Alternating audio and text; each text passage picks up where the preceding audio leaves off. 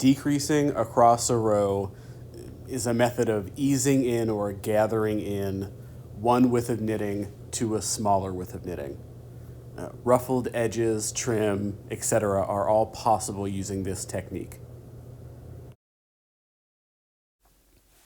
Two examples are presented here. One, reducing the number of stitches in half. So I've transferred every needle to its neighbor.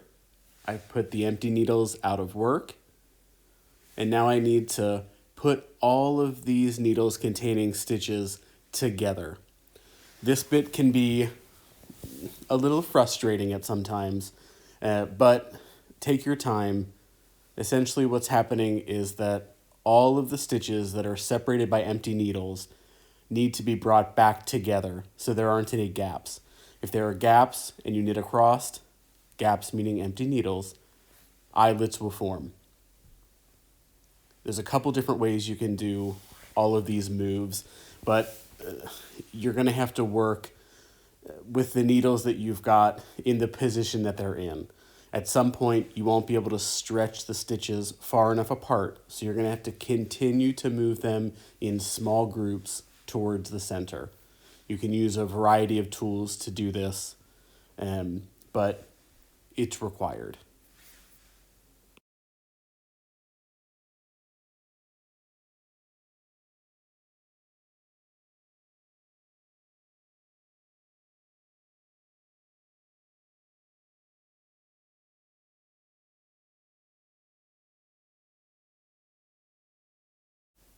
Once all the stitches are back together, you can see how it's slightly gathering in the work a bit. Because there's two loops or two stitches on every needle, pull the needles out to hold and knit them back from hold to make sure that all of the stitches knit off cleanly. Now that I've established some rows, you can see a little bit better the gathering or the drawing in. This example reduces the number of needles to 1/3. Here I'm transferring 2 stitches from either side of a needle onto that centermost needle.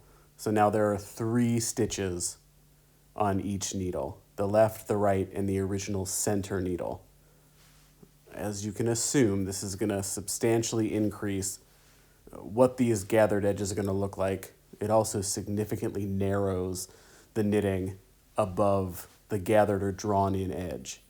Again, here we've got to move everybody back so that they're close together. Here's an example of the limitations of this, right? I can't move this stitch too far left or right because those adjacent stitches are too far away. They're pulling in the opposite direction.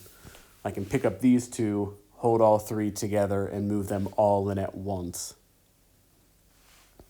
This is a bit more efficient in some instances. Because there are 3 loops on each needle, don't mess around. Pull them immediately out to hold. You don't want anything jumping off at this point. Be a bit of a mess to pick back up.